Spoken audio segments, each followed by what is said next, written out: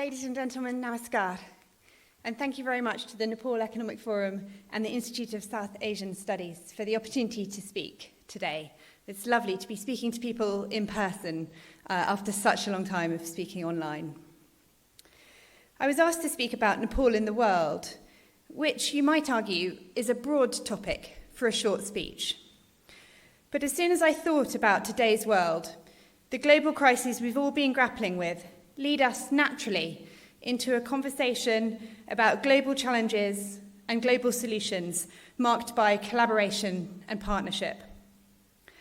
As Mr. Gautam has just so eloquently set out, we're all wrestling with the same problems. How do we arrest the spread of COVID-19? How do we reduce the effects of climate change on our people and our planet? How do we support our economies to grow and our people to prosper in an inclusive and green way? Given the audience, I wanted to look at the Nepal-specific dimension to this last question today.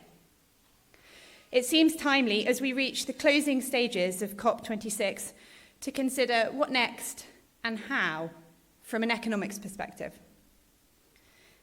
I'm not an economist, although at one point I was planning to be, but that's another story. I'm a diplomat. And so when I look at this question, I see it in terms of how we can help Nepal prosper in the interests of its people and ours. First, climate. It's difficult not to be worried by the vulnerability of Nepal to climate change. This year has made that particularly visible and stark. But I'm also excited by the commitments that Nepal has made at COP26. On Tuesday, in Glasgow, the Minister of Forests and Environment announced an increase in Nepal's net zero ambition. Rather than net zero by 2045, the Minister announced that Nepal would be carbon negative from 2045. And before that, its emissions will average net zero from next year onwards. Not only that, but Nepal will halt deforestation and increase forest cover to 45% by 2030, and ensure all vulnerable people are protected from climate change by 2030. These are ambitious targets, and as Mr. Gautam has just said, they will need aggressive implementation. They can also only be realised if tens of billions of dollars of finance is invested in the period to 2050. The scale of that is eye-watering, and that sum cannot come from public finance or from development assistance alone. But let's be clear that the private sector is willing to step in. From organisations as varied as development-financed institutions, the World Bank, IFC, Dolma Fund, the Asian Development Bank, the Green Climate Fund, and other investors from across the region and beyond, I have heard the same message repeatedly. The money can be found, but investors need confidence. Confidence in the rules, confidence in the timelines, and confidence that Nepal is open for business. So I urge the government and decision makers, make this a predictable and welcoming investment environment. Lift the restrictions and speed up the approvals. Nepal's green, inclusive and resilient development will follow. Donors have already committed $4.2 billion of new money under the GRID agenda. That's a great start, even if Nepal needs much more. Our assessment is that there are $46 billion worth of investment opportunities in Nepal, in energy, in transport, in water and waste management and city infrastructure. These areas are all ripe for private sector investment. Some fear that foreign investment might be at the expense of existing Nepali businesses and jobs, but that's not what research and experience show. Studies have shown that FDI can support economic growth, job creation, and technology transfer in developing countries. For example, in Bangladesh, South Korean investments helped build the capability to develop their garment industry, which is now competitive globally.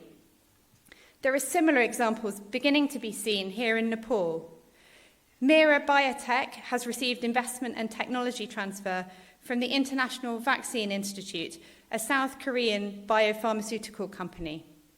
And with further investment from Business Oxygen, a private equity fund with investments from the FCDO and IFC, Mira Biotech aspires to be part of the COVID-19 vaccine supply chain.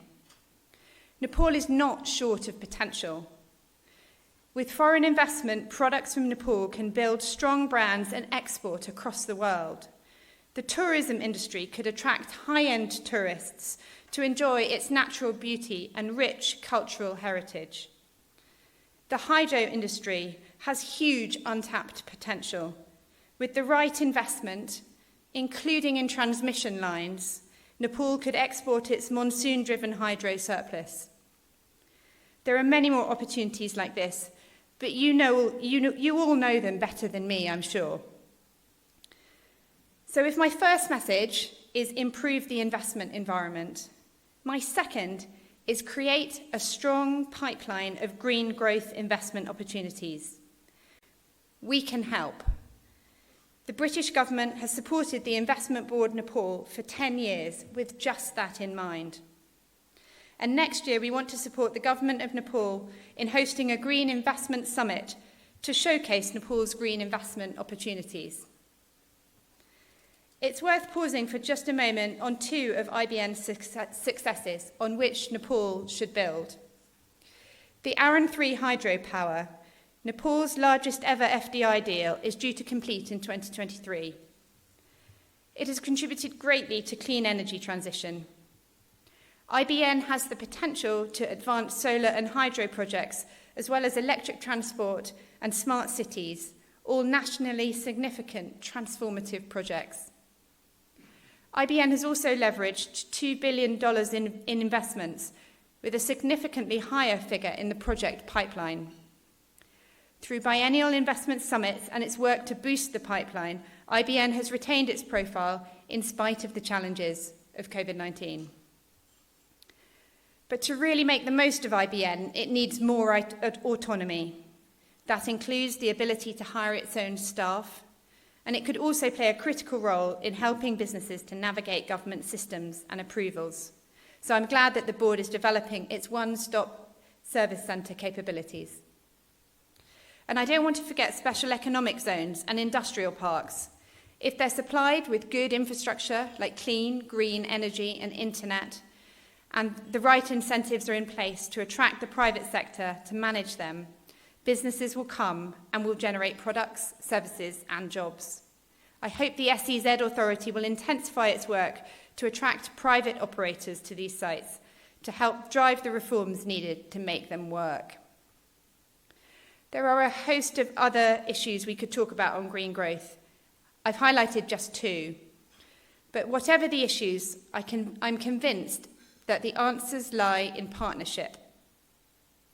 At home in Nepal, that has to be an inclusive partnership, one which includes women in leadership, in startups, and in the decision-making at all levels. Internationally, Nepal has a host of friends, and I'm proud that the UK is the oldest of those. I encourage Nepal to take advantage of its friends and its partners, putting more emphasis on the expertise it can invite in from different areas of the world.